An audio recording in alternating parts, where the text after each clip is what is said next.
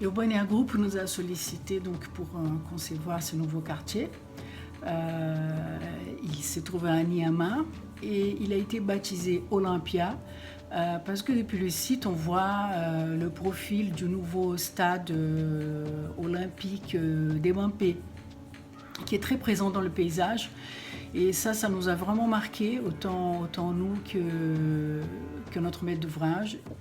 L'idée de la palmeraie d'Olympia est venue petit à petit, après un travail vraiment d'aller-retour avec notre maître d'ouvrage.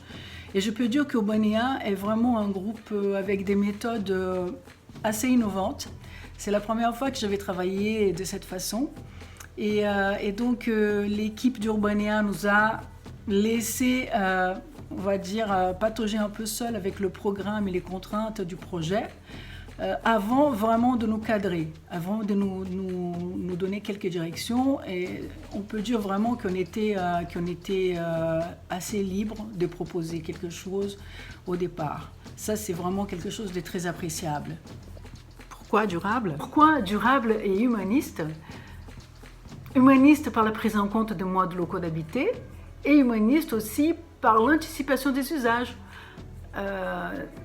Des futurs espaces publics et des logements, sans laisser trop de place au hasard, en laissant, on va dire, de la créativité collective, mais une créativité qui est largement encadrée par le projet. Et là, on a tout un projet, toute une façon de faire avec Urbania pour prendre en compte la façon dont les habitants, les utilisateurs vont réellement vivre dans cet espace. 3 mots pour définir le projet. Ok, j'ai essayé. Alors, je pense que ça serait mixité d'usage, mixité fonctionnelle, mixité, on espère, sociale. Deuxièmement, paysage. C'est collé au contexte, c'est collé vraiment au site et à ce qu'il y a de beau. Troisièmement, densité. Densité parce que sans densité, on ne fait pas la ville. La ville, c'est un établissement humain où on a besoin, pour que ça fonctionne bien, pour que ça vive bien, on a besoin d'un peu de monde, on a besoin d'une masse critique pour que les créativités puissent s'exprimer. Et quand je parle de créativité, c'est la créativité dans la vie de tous les jours. C'est la créativité, la force de la vie au quotidien. Et ça, sans densité, on a beaucoup de mal à le mettre en place. Cette diversité, elle vient aussi des modes de financement. Donc, quand on propose une part des logements à des investisseurs, on est aussi en train de favoriser une mixité au sein du futur quartier, ce qui les rend encore plus résilients. Nous avons sélectionné avec Urbania le système de coffrage tunnel, qui est un procédé qui n'est pas encore très utilisé ici, qui permet vraiment une grande optimisation de la construction. Déjà, on a un gain de temps très important, un gain de qualité des constructions, et quand on est gagnant sur autant de fronts, tout le monde est gagnant. Pourquoi durable? L'opération Olympia, elle a été conçue de telle façon qu'on ait le minimum de modification du terrain naturel. Donc là, on peut dire aussi que ça, c'est un point vraiment fort de revendication de durabilité de cette opération, puisqu'on a voulu absolument que l'écologie aille de pair avec l'économie.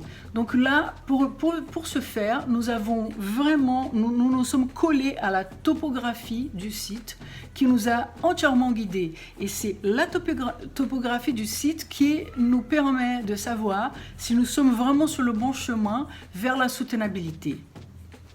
En minimisant le mouvement de terrain, nous réduisons aussi les frais de terrassement. Et l'on préserve de cette façon des ressources pour améliorer la qualité des logements plutôt que de dépenser inutilement sur un terrain naturel qui est déjà d'une grande beauté, une grande qualité paysagère. Nous pouvons dire qu'Olympia se revendique donc comme une opération urbaine durable par son inscription dans la vie de la cité, dans son économie. À partir de cette façon nouvelle, on va dire, d'envisager l'urbanisme et son montage juridique et financier, qui nous est venue l'idée d'utiliser les espaces paysagers d'Olympia comme support pour une activité agricole. Donc déjà, d'une part, pour aider à financer les aménagements paysagers que nous souhaitions généreux et de qualité, et d'autre part, pour accompagner le futur quartier d'une activité économique pérenne dès le départ. Donc en fait, on peut largement dire qu'Olympia, elle se revendique comme une opération urbaine durable par son inscription dans la vie de la cité, dans son économie. Que les espaces publics, donc, ils vont largement être adaptables, mais dans un cadre bien précis. Et ça, c'est quelque chose d'assez innovant également. Et cette réflexion sur les usages, sur la façon dont l'opération va vivre, va jusqu'à l'innovation de la structure même de la propriété au sein de l'opération. Donc, par exemple, Urbanea envisage là aussi des dispositifs adaptés au contexte et nous, en tant qu'urbanistes, on a la certitude que cette opération va bien vivre dans le temps avec tous les dispositifs qui sont en train d'être mis en place.